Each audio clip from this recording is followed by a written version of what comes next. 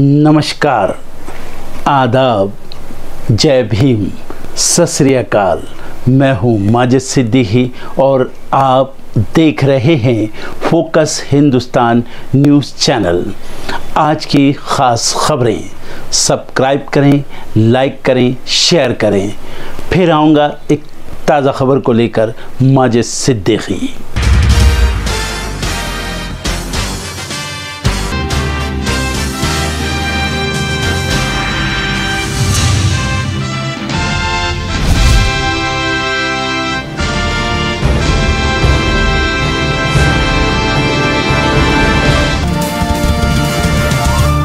जारी है लोकसभा चुनाव के छठे चरण का मतदान। 8 राज्यों की 58 सीटों पर मतदान जारी। 889 उम्मीदवारों की साख दांव पर। 11 बजे तक 25.76% मतदान। ओडिशा की 42 विधानसभा सीटों पर मतदान जारी। 383 उम्मीदवार है मैदान में। 4 जून को आएंगे नतीजे। तेजस्वी यादव का पीएम पर हमला। बोले केवल चुनाव जीतना ही पीएम मोदी का एकमात्र उद्देश्य। चुनाव जीतने के लिए कोई भी कदम उठा सकते हैं मोदी। दिल्ली से कांग्रेस प्रत्याशी कन्हैया कुमार का बयान। कहा मतदाताओं में दिख रहा जबरदस्त उत्साह। बोले हमारे भी हौसले बुलंद।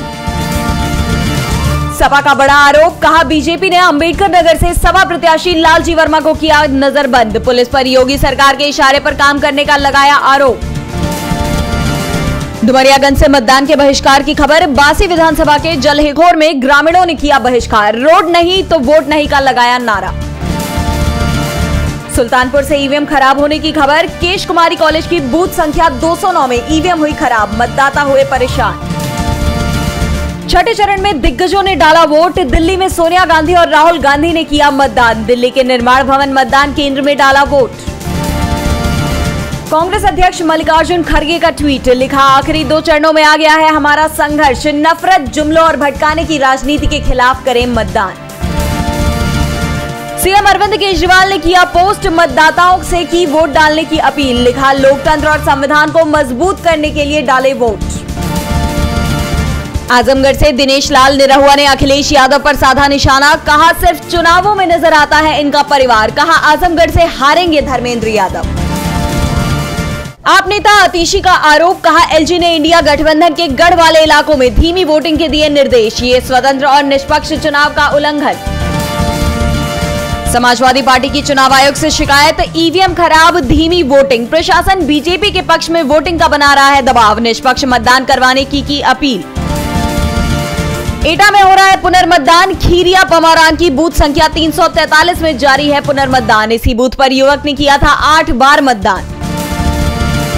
आज शाम प्रियंका गांधी और डिंपल यादव की साझा रैली। वाराणसी में करेंगी प्रचार। दुर्गा जी मंदिर से रविदास मंदिर तक करेंगी रोड शो।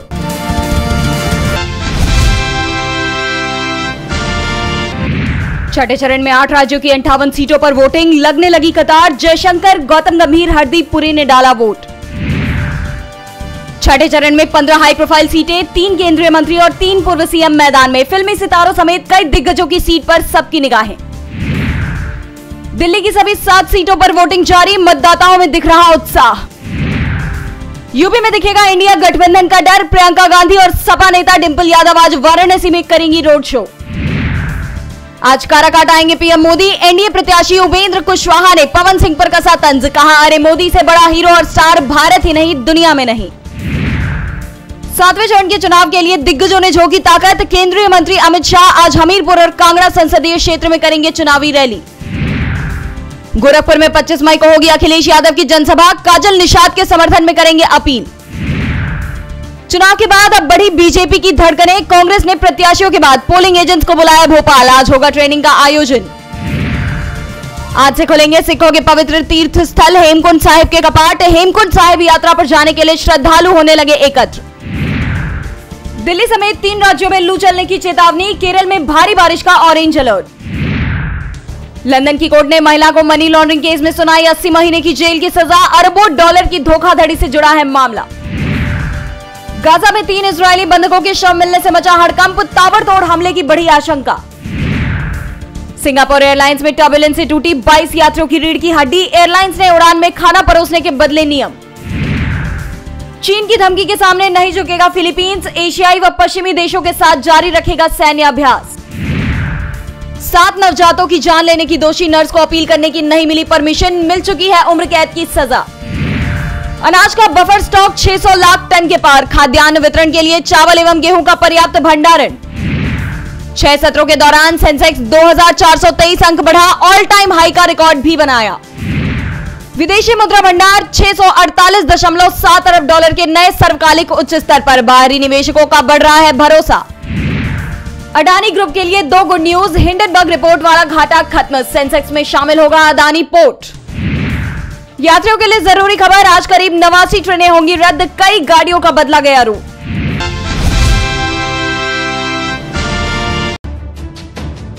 देश भर में आज यानी शनिवार को लोकसभा चुनाव के छठे चरण की वोटिंग हो रही है। वोटिंग शाम 6 बजे तक चलेगी।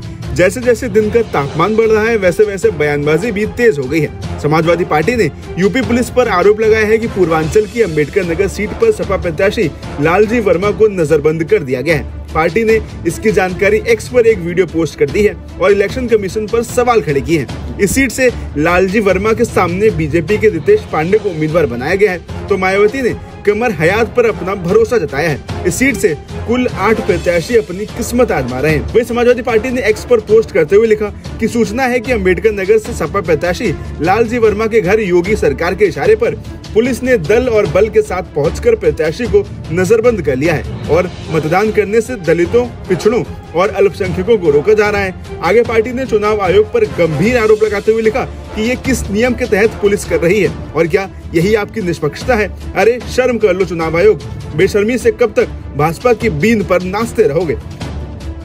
वहीं आपको बता दें कि 2019 में इस सीट पर बीएसपी के टिकट पर रितेश पांडे ने जीत दर्ज की थी।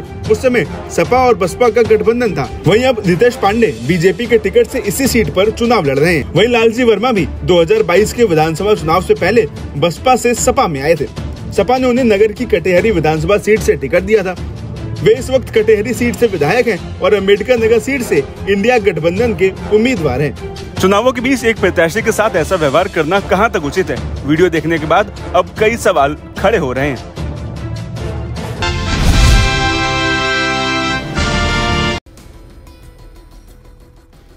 आरक्षण पर मची सियासत के बीच राजस्थान की बीजेपी सरकार ओबीसी लिस्ट में शामिल 14 मुस्लिम जातियों की समीक्षा करवा सकती है। भजनलाल सरकार में सामाजिक न्याय और अधिकारिता मंत्री अविनाश गहलोत ने कहा कि लोकसभा चुनाव की आचार संहिता समाप्त होने के बाद उच्च स्तरीय कमेटी बनाकर मुस्लिम जातियों के ओबीसी कोटे की समीक्षा की जाएगी। कांग्रेस ने तुष्टीकरण की राजनीति के तहत अलग अलग समय पर मुस्लिम जातियों को ओबीसी का आरक्षण दिया। कांग्रेस शासन में ओबीसी की जातियों को अलग अलग समय में आरक्षण दिया गया था। इनमें से कई जातियां ऐसी हैं जो हिंदू और मुस्लिम दोनों धर्मों में हैं। इसी के साथ मंत्री अविनाश गहलोत ने कहा कि बाबा भीमराव अंबेडकर ने संविधान में प्रावधान किया था, धर्म के आधार पर आरक्षण नहीं दिया जा सकता है। कांग्रेस ने 1997 से लेकर 2013 के बीच अलग अलग समय में 14 मुस्लिम जातियों को ओबीसी में शामिल किया था। अब बीजेपी की सरकार इस फैसले की समीक्षा करवाएगी। मुस्लिम जातियों के आरक्षण की समीक्षा के लिए उच्च स्तरीय कमेटी बनाने को लेकर गंभीरता से विचार किया जा रहा है। आचार संहिता समाप्त होने के बाद कमेटी गठित कर दी जाएगी। गौरतलब है कि पीएम मोदी भी धर्म के आधार पर आरक्षण देने का विरोध कर चुके हैं। इसके अलावा तमाम बीजेपी नेता धार्मिक आरक्षण का खुलकर विरोध कर रहे हैं।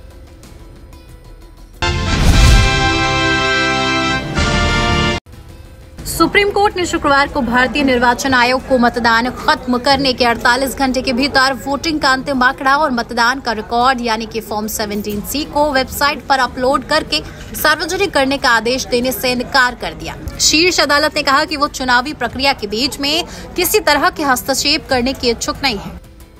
फॉर्म 17C में देश भर के मतदान केंद्रों पर डाले गए वोटों का रिकॉर्ड होता है। इसमें ढेर सारी जानकारियां शामिल होती हैं।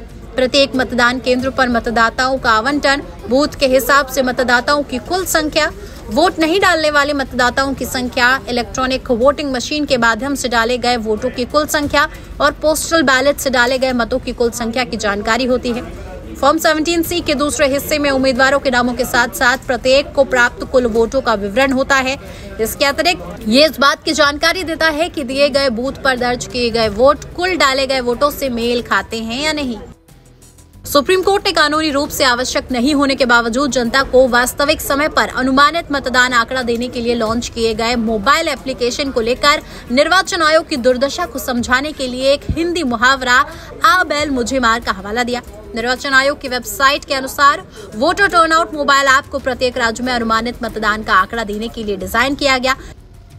इसके जरिए संसदीय और विधानसभा निर्वाचन क्षेत्र स्तर तक के अनुमानित मतदान को देखा जा सकता है। न्यायमूर्ति दत्ता ने कहा, मैंने निर्वाचन आयोग के वकील मनिंदर सिंह से विशेष रूप से मतदान ऐप के बारे में पूछा कि क्या वास्तव समय के आधार पर आंकड़ा अपलोड करने की कोई वैधानिक आवश्यकता है, जिस पर उन्होंने जवाब दिया कि ऐसी कोई वैधानिक आवश्यकता नहीं है और निर्वाचन आयोग निष्पक्षता और पारदर्शिता के लिए ऐसा करता है।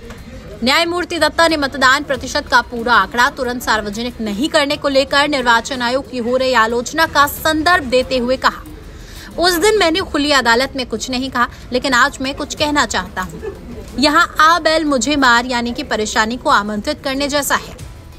अदालत ने आधारहीन आशंकाओं को संदेहों के बारे में चुनाव आयोग की चिंताओं से सहमति व्यक्त की।